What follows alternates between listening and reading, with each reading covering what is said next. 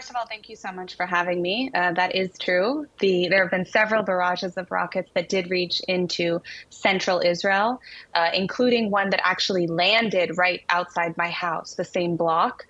That was a new experience for me, although I've been here through several wars.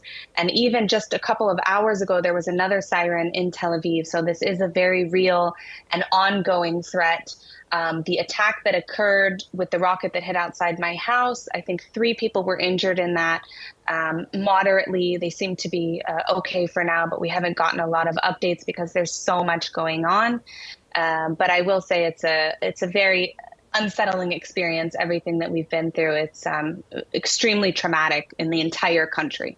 Well, in a bustling city too, where you are, where everything's always open, it must feel quite scary as well, with presumably not a lot of people on the streets. People are indoors, I presume. Most shops, schools, cafes are closed right now. Yes, so since this operation started, pretty much everything has been shut down in Tel Aviv. And Tel Aviv is a very 24/7 city. Things are always open. People are always outside, especially now the weather is nice. But if you walk outside, you wouldn't know it because almost everything is closed. People aren't going to school. There's not people in the streets. It's very, very scary. And in fact, I mentioned the rocket that hit outside my house. When I went down to see what had happened after the siren stopped and we heard all the booms, the entire neighborhood smelled of gunpowder, not just by the rocket, but the entire area. And when I walked closer to it, along with a couple of other people who had ventured out of shelters to see what was going on, another siren went off. So everybody had to run back to shelters for another barrage of rockets. So it's just constant terrorism, and the whole country is feeling it. What has been the reaction of those you've encountered, and how the attacks have impacted people's morale? I mean, I think there's a lot of confusion now. At this point, we don't even know what the final, casualty for the number of people who died are.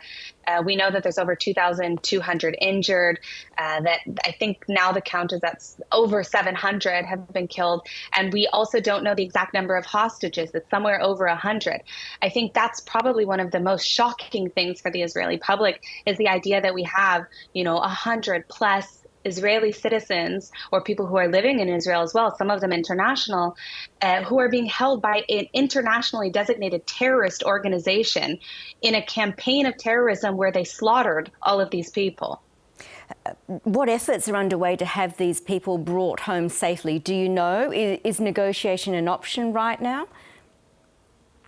So the Israeli government hasn't stated explicitly what their approach is going to be, other than I know that the state of Israel did reach out to Egypt to see if they could pressure Hamas to release or have some sort of negotiation. That really remains to be seen. There's a lot of unanswered questions right now. And I think right now our priority as a country is to ensure that there is no further loss of life on the Israeli side. And that's what Israel is focused on for the time being. Well, Emily, the pictures from the music festival that came under attack are harrowing, extremely disturbing, in fact, and the death toll, as it stands, is 260. Do we know if this event was specifically targeted, or what more have we found out? We don't know if this event specifically was targeted. What we do know is this day was targeted. It's the anniversary of the Yom Kippur War in 1973, which was also a surprise attack that was done intentionally. In addition to that, it was a Jewish holiday. So a lot of the people who are more religious were in synagogues or at home, not actually at festivals.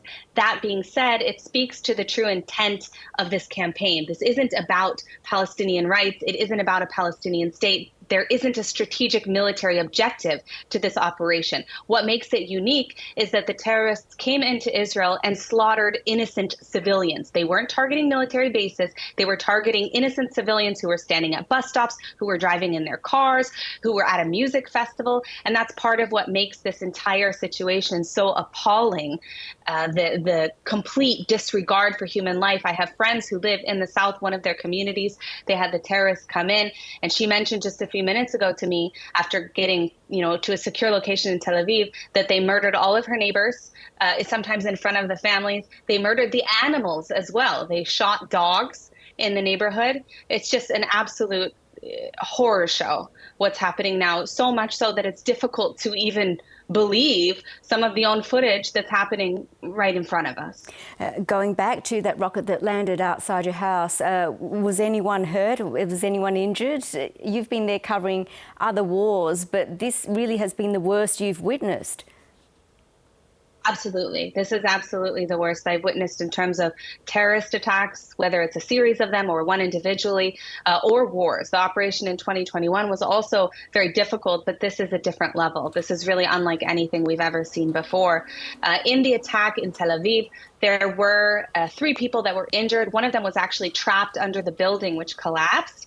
I don't know what the end result of that was. We haven't gotten updates on the status of a lot of the people who have been injured at this point. As I said, at this point, we don't even know how many casualties there are total from everything that's happened. And even as we speak, I know that the IDF is still fighting some of the Hamas terrorists in specific towns. Only a few of them, they've cleared out most of them, but they are still engaging in action with them. Well, Emily Schrader, really good to get your insights. Thank you so much for your time. We really appreciate it. Thank you for having me.